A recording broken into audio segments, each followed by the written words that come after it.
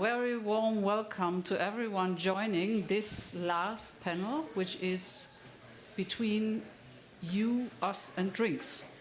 So I do hope that everyone is excited to hear more about the biomedical innovation ecosystem, recipes for success. And we do have a very intriguing international panel, which I'm proud of and having the privilege to moderate and to guide a little bit the discussion.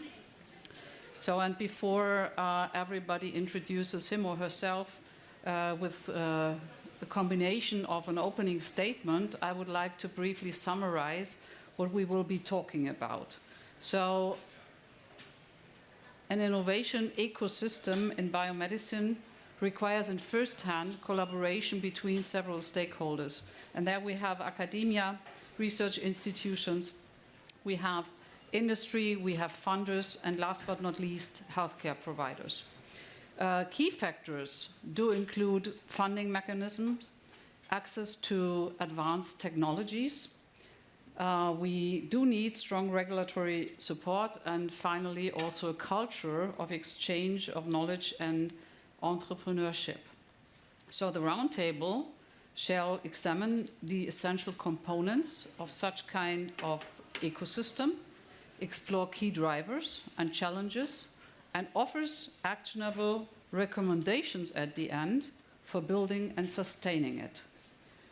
So, and I would like to open the session, which is about 50 minutes, so it's not much time, but I think it will serve for that. With one opening question, and would like also to start with Maike, ladies first, to introduce herself from the Helmholtz Society. Introduce you, please, in 2 or 3 sentences. And yeah, the opening question then for everyone is, what does this topic mean for you? In your opinion, what are essential components?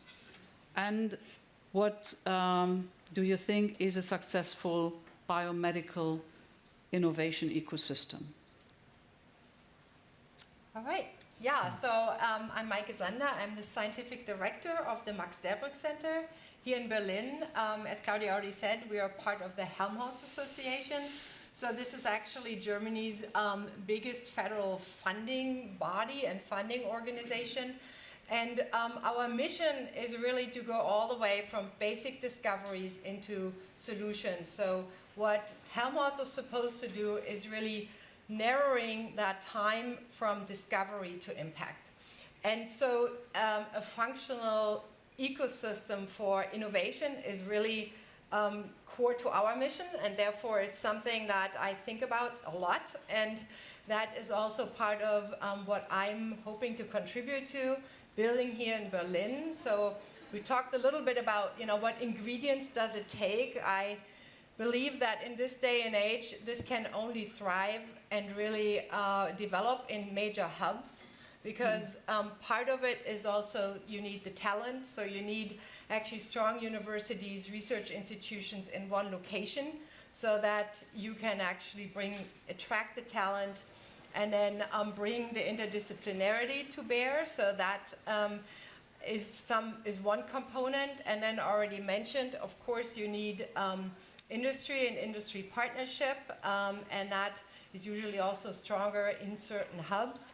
And then you have essentially that talent pipeline, and of course you need politics that supports that and policies that support it.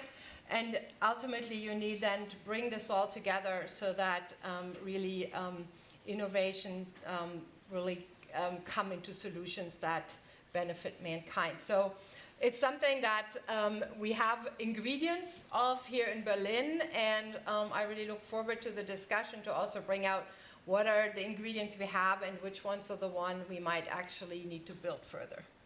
Thank you very much, Maike. So I would like to move to Juan from the New York University. Yeah, thank you very much. I am Juan de Pablo. I'm the Executive Vice President for Science at New York University.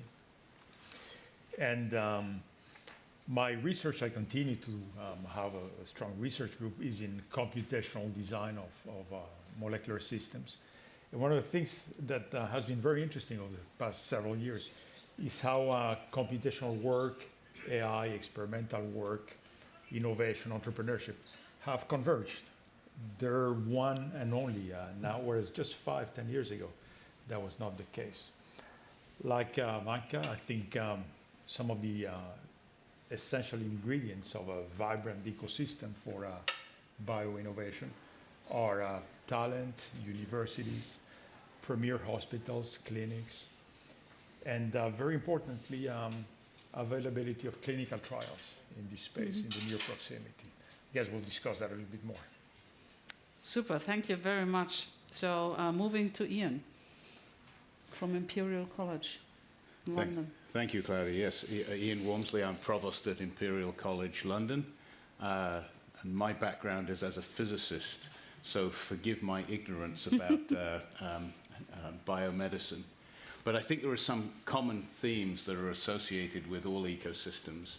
So let's take that word ecosystem. What do you need? You need, at the core, ideas, and you need enough ideas and an ability to have those ideas be tested. So you need competition, and you need collaboration. And as Maike and Juan have said, that's got to be a big enough ecosystem to survive. If it's too small, it won't be able to have those interactions that allow it to thrive. You also need some energy at the input. People are absolutely at the heart of that. I'll come back to that. But you also need other resources. And funding to do that, venture capital, is actually critically important. There is a characteristic of all ecosystems that are self-sustaining, and that is there's an awful lot of entropy. So there are things that simply won't work. The notion that those are failures of the system as opposed to an intrinsic part of it is a false one. So one has to be in something where this can be regenerated, and that's a necessary part of it. I concur with Juan and Maike that universities play a key role because they are attractors of talent, they are generators of ideas, and they are global portals. They will bring people that you need and want and attract people, and they will send people out into the world. Both of those are important. The ability then to take those ideas, 99% of which won't work out or won't have immediate impact, and identify them through a layer that really draws out the ones that are ready for commercialization or application is, I think, quite a critical component of this ecosystem. And then de-risking them to the point where they can really be made into stable and sustainable companies is the other element of that. Thank you very much, Ian. And Henry from the... Hi, my name is Henry Marx. I'm State Secretary for Higher Research and Academia here in Berlin, in the state of Berlin. And what does the topic what we're talking about mean to me? And this might be such a typical political answer, but it is really the future for two reasons. First of all, when we talk about health, we are an aging society, a society that will get older and therefore will have to deal out more with not being healthy, at least in the way we've used to define it until now. So research in health and biomedical and biotech that can help provide more better health for everyone is absolutely essential. So it's the topic of future out of necessity, but also out of possibility, because as I understand, there have been major breakthroughs in biology in the last decade, and we really push into a new frontier. Earlier someone said, or quoted someone saying, we have learned how to read biology in the last 50 years. The next 50 years will be about how we can write it. And I think we're actually at that point that is both very promising but also very interesting. Now, what does it take to create a great ecosystem? I think my three predecessors have already mentioned all the important issues. It is money, it is talent, it is infrastructure, basically. But, and I would like to add a third point that Ian sort of already dwelled on, we need a good combination of urgency and calm when it comes to time and timing, because we need that time to have basic research, to commit errors, and not errors of that you've failed, but you found a way how not to solve the problem. So you have the time to find another one. But certainly we need a little more urgency now and again to get things moving a little faster. Yeah, thank you very much. So that answers mainly also part of the second question. But I also wanted to say a few words for myself so that you know me. I'm a CEO and co-founder of Cardior Pharmaceuticals. My background is I'm a trained physician and health economist, having worked for more than 25 years in the life science area. And Cardior Pharmaceuticals is a biotech company privately financed, pioneering discovery and development of non-coding RNAs for cardiovascular diseases. And we had this year a very big success in doing an exit with this company after 7 years after foundation as a spin-off from Medical School Hanover.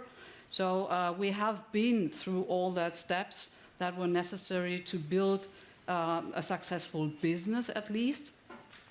So several venture rounds. We have been through the full clinical development of a lead compound, which is now at the end of a phase 2, enrolling 300 patients in Europe. And so therefore I have also a personal interest to see how is it going in other territories and countries. So maybe we start again with you, Ian. Are there specific steps that you needed to build your ecosystem in your country? And what would you identify or define as the major challenge, especially in your ecosystem? Okay, so steps that you need, I think, have been touched upon, but let me reiterate them. First, you need to build a culture where entrepreneurship is valued. And certainly at Imperial, one of the ways we do that is through an enterprise lab, which all undergraduate students are able to participate in. So you get the idea of how to think about a business, how to think about constructing things and taking ideas that way. Second is you need a way to get intellectual property out into businesses quickly. So you need a good licensing arrangement and a good a way to really put the ideas into practice. You need funds, proof of concept funds for de-risking, and that's been a bit of a challenge in the UK, but we're starting to get around that. And then you need early stage investors. The market in the UK has not been as sophisticated as that in the US. So the way it's happened in the UK is that universities have generally set up adjacent funds to enable that part of the growth to happen until you can take things out into the venture system. So those are the bits that we use to try and drive things forward. Is there anything in the same manner in your structure in London, in New York? In New York. So many of the things that Ian said are there's a parallel in the United States.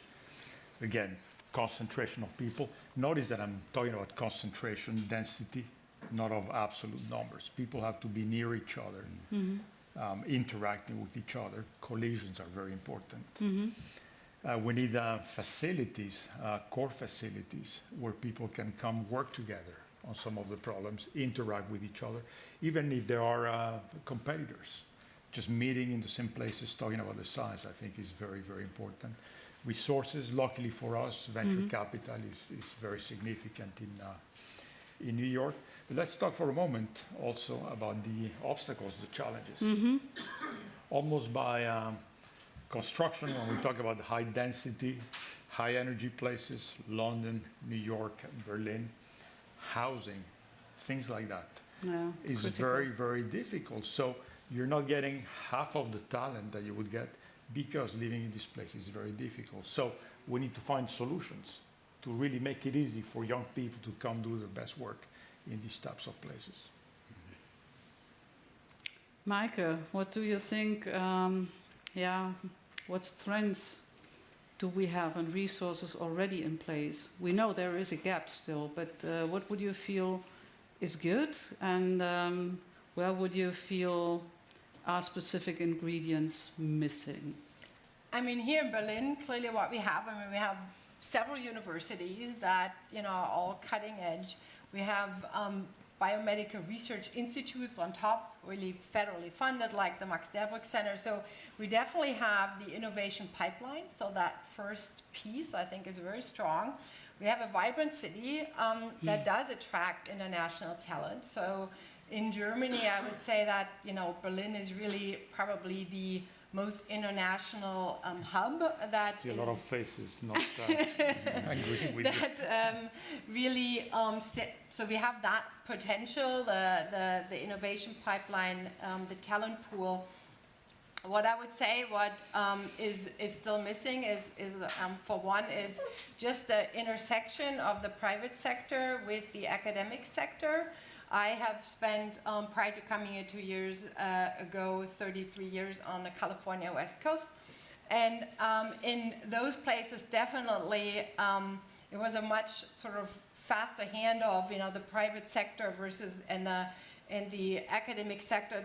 There was so much networking. It was almost like a fluid ecosystem, right? There was that fluidity, and that is a missing piece. And that's where I feel like here we need to really think about like what bridges can we actually build that this happens more. We've talked about people just meeting each other, which is an important piece. And there are some things already in place here in Berlin, but part is also the culture. And I would probably one piece that we've talked about, the infrastructure, the money, the academic institutions, but I would like to add one piece, and that is mindset and culture. It's, do people actually generally feel it's exciting to sort of take that step and go, this entire innovation arc, or do people feel more comfortable staying in like maybe a culture or an environment of academia, or, that feels comfortable, you get to know it, and then you don't want to step out. So this sort of curiosity, a little bit of like curiosity paired with like an excitement to take a little bit of risk is probably also what it takes. Yeah, thank you. Maybe Henry, you might want to chime in because you also mentioned money, talent, and infrastructure. What kind of vision would you have, or do you have in Berlin, to support these three key drivers of innovation and ecosystem? Thank you very much. That's a great question. First of all, we are still a place compared to the Bay Area and San Francisco, New York, that is still affordable in comparison, but this is under threat right now in Berlin. So this is certainly something we have to, and Juan is absolutely right about that, we have to take care of that. I think in general, one thing that is very important and is that a little more truth in the terms that I think we have to let go of the idea, and this is not a thing about Berlin, this is a thing about all over Europe, that we can excel in all fields at the same time. Because if you look at the sheer mass of funding and research institutions in the United States, in China, and other places, I think those days where we can assume we will play at the forefront and at the best, at the very highest level in all fields are kind of gone. Maybe they will return one day, maybe not. But maybe that's not such a problem after all. I think what we need to do is to have the strength and the courage to really focus on certain topics and say, this is our bet. This is where we place our bets, and this is where we want to be among the best in the world. So we are in various institutions, in the Max Delbrück, in the Berlin University Alliance, but also in the Senate Department, we have a process of formulating a strategy alongside each other, complementary but also together, where we really try to find and focus these spots where Berlin is already excelling, but also where it can become much, much better in the future. That is not to say that other fields, if you have focuses, that other fields shouldn't be around or shouldn't exist. That's not the point. But trying to dispense your money everywhere equally will probably not help us end up in a place where we want to be. And this is just something, I think, a discussion we all have to have in common with each other. But if we do that, that also will help attracting talents. Because if you're a talent in, well, we're talking about biosciences today, so I'll go with that example. Sorry for the physicist. If everyone knows this is where Berlin is really good, and this is where Berlin tries to get even better, that will be an extra incentive for people to go here, even though maybe a different city, a different research area in the world might provide higher funding or higher pay. But if it's not on the top agenda there, this might really change something. So this is something I think we should have an open, trustworthy conversation about it and really find those answers and have the strength and courage to pursue that road. Yeah, super. So I always like to quote one really big CEO from El Nylum. This is John Maragano, and he always says, science and money do not bring innovation to patients, it's people. finally, also to do an exit for venture capital firms that are funding our companies is that success that you are able to do an exit, and therefore you need always a little luck to do it. But if we stick to people and finally entrepreneurs, young researchers who dare to fund a company, are looking for key drivers where also I could share from own experience.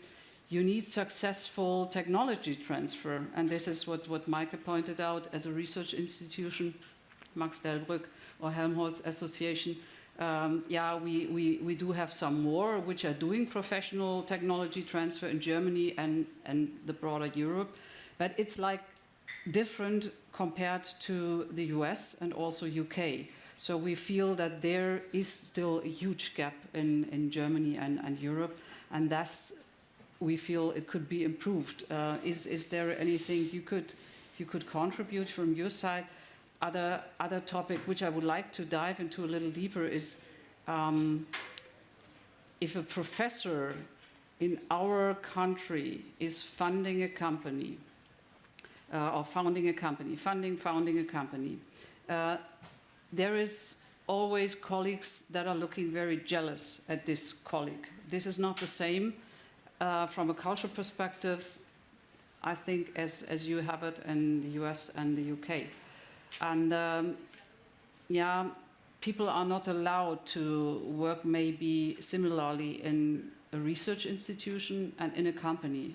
And I do feel that this is also something we should deal with it. But I would be happy if you could share your perspective on that.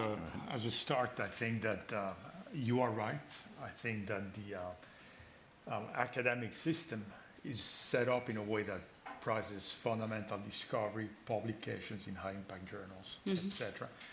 And even in the US, I think that has to be changed. I think we need to start to measure impact using all sorts of different metrics. If you start a company that solves a particular type of cancer and reaches thousands, tens of thousands of patients, well, it's probably more important than a publication in Nature. And somehow we don't take any of that into account. So we need to start thinking differently, creating not-for-profit organizations that help the many. Very important. We don't do it that well either, but I think we're a little bit more open-minded with respect to our European colleagues when it comes to pricing entrepreneurship. From your perspective, Ian? Maybe we're even slightly more sophisticated than you then, Juan. So I think, so the way that we do this is to recognize innovation as part of the promotion scheme, but that publication, public domain knowledge is still considered the most important thing. So how do we manage when people are going to start companies? Because a lot of people at Imperial do start companies. I include myself in that. Part of that is that we allow a fraction of time to be spent on that, so that there's a chunk of time where you can go and do so, and you can get paid for it. And everybody in the institution has that. So if you're not starting a company, you might be consulting with some other part. So everybody gets a chance to do a bit of outside work. That does deliver impact, and we take that into account as well. And then there is also the question of people then wanting to spend a lot more time in that company. And there can arise a tension, because there's a lot of work to do in a university besides research. And if you just let your colleagues do that, then it's a bit unfair. So what we usually do is give people a period of time to go and do that work, and then to come back if they want, or to leave the university and carry on in that situation. That sounds great. And when we're open to their return, of course, as always. Yeah, maybe, Henry, potentially we could start with you. Is there any success story from Berlin which you immediately would point to? I think there are many. Berlin is one of the thriving places for entrepreneurship and startup in Germany and across the continent, so I think there are very many. But there I think what we already achieved here is lots of the things my colleagues already talked about, that we have so many institutions who work on these topics together, and we already have so many things that are resulted out of this, from companies to impact all over across the board. I think the question should be more not to pick out individual stories, but to make it that common that you wouldn't even have to worry about asking me for an example, because this is what people do here much more often. And I think that kind of points to what we said earlier. Maybe we have to change culture in a way that if young talents join academia, the idea of what is success for me is not the only path of being successful is becoming a professor, but also being a scientist and going into company, founding one or going into one. Both is fine. It doesn't always have to be your own. I mean, it can be. It's great if it is. So to be a little more open that, but also what Ian just said, I think the idea of welcoming people back once they have their stint in private economy, that is something. So basically drawing down those barriers a little more. That is more common for people to go on both ways. But I think one thing I want to stress is we also shouldn't overdo it in terms that only good professors are those who found companies. It's also absolutely fine if you do your research, because I think Juan said the most important word here. It's impact. And we need to redefine what impact is and how do we measure it. And that's always the problem if you have those if you try to objectify these things and you have certain metrics, they sometimes lead you astray. And therefore I think it's always very important that we have that conversation again and again and again. What are those correct metrics? And publications is sort of the currency and has been for a long time. Maybe you can find a new one. Yeah, that's a very good answer, and I think it's not only fishing for individual stories, but what I learned, for example, in terms of fundraising and venture capital, is that exactly investors are typically looking for individual success stories, and not only investors, because if you look behind their business model in venture capital with the internal return rates and hurdle rates, and they have to convince institutional investors, for example. And institutional investors, up to now, they are a little bit reluctant to finance venture capital, especially in biomedical ecosystems. So, and I think some individual success stories could also bring them to enter that space, because it's necessary to have also state funds in there. KfW in Germany, for example, they are doing a very good job. They have not only brought up growth funds now, they are also investing into different, in my area, life science funds, for example. And we try to also make these investor community well aware that we need a healthy Europe, because also if you brought it from the broader perspective, a healthy Europe is also a stronger Europe, and I think in these days we need to have that. Yeah. So for us, we have several other challenges, but that's not the topic for here. Maybe Maike, is there any success story you would like to share? I mean, I feel like the success story for me every day is actually the people who work in our institutions. So I see a lot of people with great ideas, with actually, they want to cross boundaries, they want to actually have impact, and they want to do that. So especially the younger generation of scientists, I think they actually already looking beyond all these metrics. For them, it's not the most important thing that I have a paper in Journal X. They almost feel like if I have to have that to proceed with my dream of having impact, then I have to do that. But it's not usually for them a goal within itself. So we have to really, I think as institutions, make sure that these metrics don't become hurdles or even paralyze the people who have all this energy to actually create impact. And the second thing, I think what also then serves sometimes as a hindrance for the people to really fully live up to their potential is then, you go, oh, I found somebody in another institution, and there's maybe also this company, and now I want to bring these three things together and do innovation. And then it gets complicated, because once you have, even for us here in Berlin, we're a Helmholtz, we're federally funded, You know, if we want to just collaborate with people across the road that are state-funded institutions, sometimes it's like, you know, you can't just get together and do it. It's like, you know, can that person use that instrument because that was paid, you know, through another source? I mean, so really breaking down these boundaries between institutions to really create that space so that all this talent that is there and all this energy and the ideas can really come to bear. And oftentimes it's those, it sounds so trivial to say, it's like, oh, you know what, AI, you just do a contract, you know, get over it. But if it's like, you know, if that gets to a point where it actually prolongs things so long that it kills ideas, then it becomes inhibitory.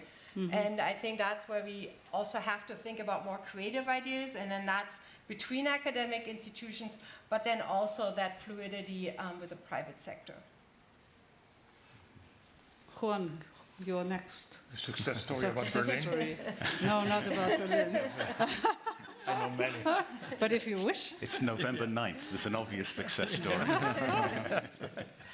Yeah, I think I'm going to tell you two stories. The first one doesn't have much to do with biomedical innovation, but it is representative of all of the ingredients that you need to make something go. And it has to do with quantum information sciences, which is something that I worked a lot on at Chicago before I joined New York University. So at Chicago, before quantum became what it is now, 10 years ago, we thought that it was a bet that we wanted to make. So talk about choosing the right area to invest in. We cannot be great at everything, but we need to choose topics. So we did that. We tried to hire some of the best people that we could find around the world, and then build an environment with a lot of young people around them. That started to grow. We started to influence policy, funding at the national level.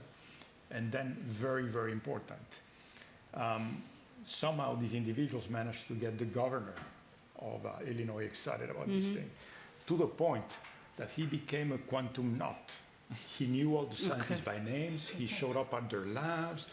He found the money to invest hundreds and hundreds of millions in their technologies. And all of a sudden, out of nowhere, Illinois, Chicago become a quantum hub for the United States. So you see, it is predicting the future, choosing the right field, bringing talent, and then again, forming a tight partnership with the government to really get things going. That's a success story for us. And I think the same is true for biomedical innovations. Yeah. Ian, would you like to share also a success story? I'm going to choose quantum as well, actually, in the context of the UK, because I think it has some interesting complementarity to the Chicago story, and that is national. So if you want your nation to prosper, then generally you want multiple centers where there is generative capability. And the UK is small enough. It's probably only, twice the size of Illinois or something like that, anyway. But it was sufficient to be able to link up many universities through concentrated hubs, which built on a very strong science investment base of the previous 20 years, put tech money into it, and created a very thriving spin-out culture that actually has a strong footprint, whether it's photonics in Glasgow or ionics in Oxford or materials in Manchester or the National Quantum Center at one of our national lab facilities. So I think that's also quite an important thing that Europe can be quite good at, and for which anchor cities like Berlin will be especially critical for. Thank you very much. So before we are coming to a final round of closing remarks, I would like to open this panel for the audience for 1, 2, 3 questions. So who was first? You? Yeah, thank you so much, everyone. Very great insights. I had a question going from developing core IP to commercialization. In the sense, the US has SBIRs and STIRs, the federally funded schemes. And the reason I bring this up is because sometimes finding product market fit after building core competency is difficult. But if you're involved in a private funded situation, then it gets very tricky. And I've seen like companies fail because they start off with something, they could have chosen something else, but because they raise private funding, they just pass away. But the SBIR thing, like I'm coming from the University of Washington, and currently we're doing this, it gives us time. It gives us like some time to work on it. After you build your core, like you have your algorithms ready, you want to figure out where to work on, like which market to work on. You can build out the product over 2 years, and then figure out product market fit. So that gives us time, and then we can go to the VCs after we have product market fit. So I was wondering if there is parallels like that in Germany. Who would like to answer? Yeah, I mean, there's also here definitely government-funded essentially mechanisms similar to the SBRIs in the US that essentially allow sort of proof of concept, so you can like further develop some invention so that you develop it more to market readiness and find that spot. And federally funded, there's Sprint here, then there's Go Bio, there's definitely mechanisms in the German ecosystem. Who was next? So it's you. If possible, a quick question. Yes, I give my best. I wonder about one aspect that you did not really mention, I think, and this is the legal framework, the legal prerequisites you need to set up a startup company. So maybe it doesn't play a role because it's already optimized. So this is maybe a particular question also to Germany. Henry, would you like to go first? Well, let me answer politely in saying, well, I don't think optimization has reached its end yet. I think the UK and the United States do much better in having a regime in place for these questions. I think we're on a good path towards that, but we could be much better. I think in general what is very important is that we always try to find the right regulations and review that regulation and make it easier for such. But I think a huge problem is that in Europe in general, we sometimes don't think on a European scale. So there is something called the common market, but then again, you need to apply to regulation in Germany, in the Netherlands, and Poland, and everywhere else. And I think that's the huge advantage the United States have once you've tackled that regulation. That is not always that much easier to tackle than it is in Europe, actually. But you have a vast market of 300 million people at your doorstep, while in Germany you have to tackle 27 different regulations. And that is something that we really need to push further. Another thing that is important, on maybe not just on spin-outs, but in general, I think Maike touched on that, that we need to make cooperation easier between institutions. And I think we should have even more pre-written contracts in place that only need to be adjusted slightly. In the end, we want researchers to do research and not legal work. And I think we're not quite there yet. Juan, you might want to add. Yeah, there's something else that we didn't discuss related to your question that is very, very important, and that is the legal aspects of IP and translating IP at universities. I think it is common for American universities to think that they're going to make lots of money out of IP. And many of the contracts, the licensing, is approached from that perspective. And that is a mistake. It gets in the way. I think the role of the legal departments at universities has to be to facilitate translation so that discoveries that happen at the university reach the public. Make that easy. It's not about the money. It's about impact once again. Next question. So you would like to have the mic? Hi, thank you so much for the insights. I'd like to ask, I've noticed that most of the insights were about countries from Europe or maybe the UK and America. I'd like to ask, coming from a more developing country, is there any advice that you could give to maybe startups or maybe entrepreneurs in the biomedical innovation ecosystem where the country itself does not really have an existing ecosystem, so it's there's no R&D really present and it's only up and coming. So is there any advice for that? Okay, thank you. Who would like to answer? Who would like to go first? Maybe if I may share one quick anecdote. I had a very splendid conversation with a brilliant lady from the United States yesterday about that question when it comes to gene and cell therapies. And I think what I would advise is not to ask so much for advice.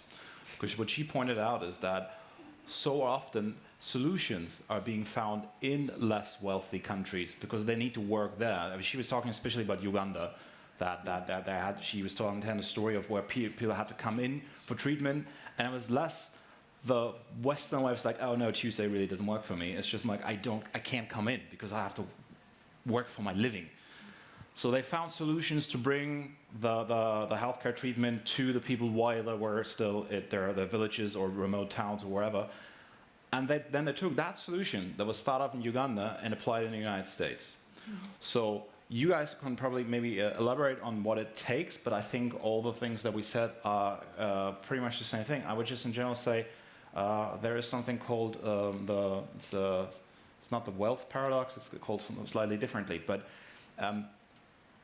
I think especially in the rich world, because there is always more money and funding around, people maybe get a little more complacent. So my advice is to be just to let us learn from other countries, and also countries that maybe haven't reached that of the wealth levels yet. But I think you're just as well equipped as anyone else to tackle those problems, and we can all learn from each other in that respect. Maybe one final question, or Ian, would you like to comment on that? Only a very minor point. I certainly absolutely agree that local solutions to local challenges are best generated in those locations. One thing that we have done in some of the professional societies, I talk particularly about Optica now, which is a global society led out of the US, is to gather entrepreneurs from various regions, from less developed innovation ecosystems, and just have them talk with one another and learn lessons as to what might work locally in sort of system that's a bit different than the US and Europe. So professional societies are often a good place to look for similar, like-minded people. Final quick question.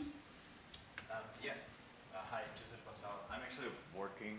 Oh, thank you. I'm actually working on digital tooling for the transfer space, and I believe that a fundamental missing piece is digital infrastructure. I wanted to ask you if you agree with that, disagree with that, and why, and how could digital infrastructure be helpful in the knowledge transfer space? Thank you. You guys or Henry?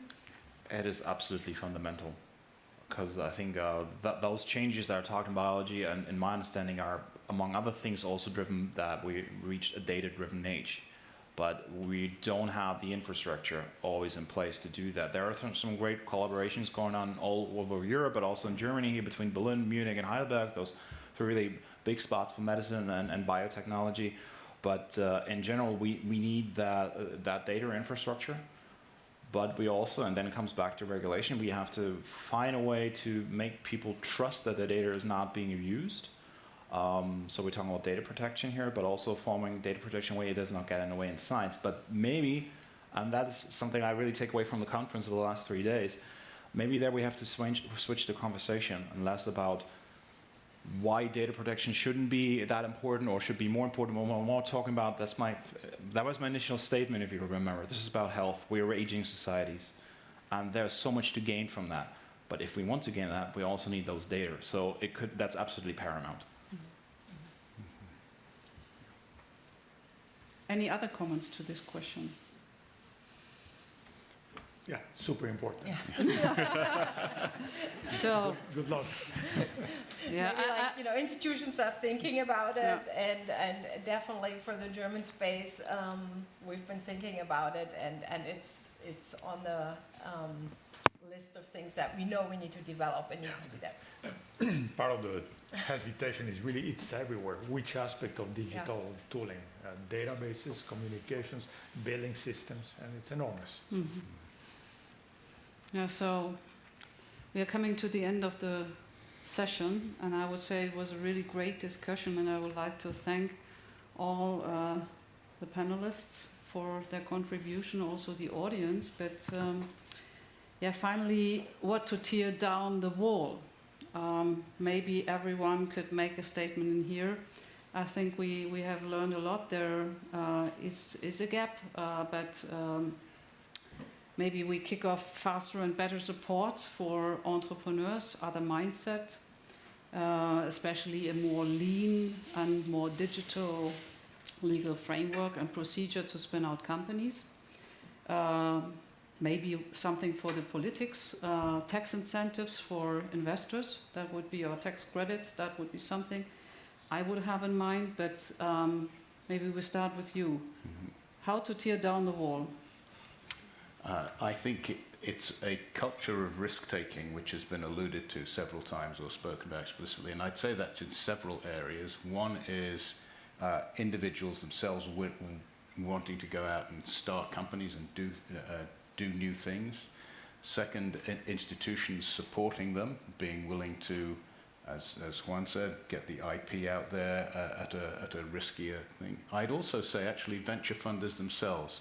It's a very different culture in the US than it is in Europe and even the UK. So take risks. That needs scale to do that. I second everything that Ian said. Okay. And I will add some additional ingredients. One of them is creating state-of-the-art user facilities where some of the science can happen for all, where people can interact and really have access to equipment, instruments that you don't have access to otherwise. That is absolutely important. And again, create legal frameworks that are easy, simple. You have to remember one thing. The perfect position from a lawyer's perspective is to take no risk. Because if there's zero risk, nothing will happen. And as a scientist, as an entrepreneur, the perfect position is to take all of the risks you can. And we need to meet in the middle. Maike? So I second everything that Ian and Juan have said, and I might just want to frame it a little differently, that it's really up to, we have institutions and we have structures that served us well in the past, and we all know we need slightly different structures or very different structures to propel us into the future. So for me, what needs to happen is that we actually create these structures so that the next generation can really let their minds be, creative, free, float freely, and then create that impact that we want to not really have these hurdles and boundaries, so that we have this fluidity that we talk about. Thank you. Henry? Any final words? Well, we talked about money, we talked about infrastructure, we talked about regulation, we talked about talents, but one thing I think we haven't talked about it, that's talking more about it.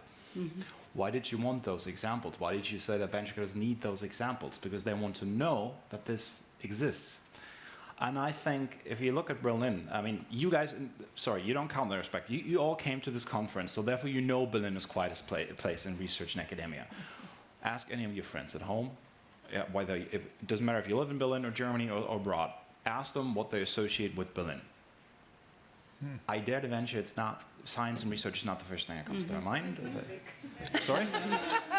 Techno music. Techno? Yeah, techno, maybe culture, maybe the least German city, which makes it fun. All these things, but even within Germany, it is more known for that, and maybe not having, being a little chaotic and all these things. But even within Germany, most people, even in Berlin, most people don't know how brilliant their city is in research, academia, and science. So, individual stories, we can tell the entire story. So that is your task now. Go out, go home, and tell the world how great this place is. Yeah. Before you go out, there is one thing I would like to pick up, and that is fun. Because fun makes us better. And therefore, I thank you all for attending this brilliant conference. And you're welcome to join for the closing events with drinks on the main floor. Thank you, everyone, and we hope to see you next year.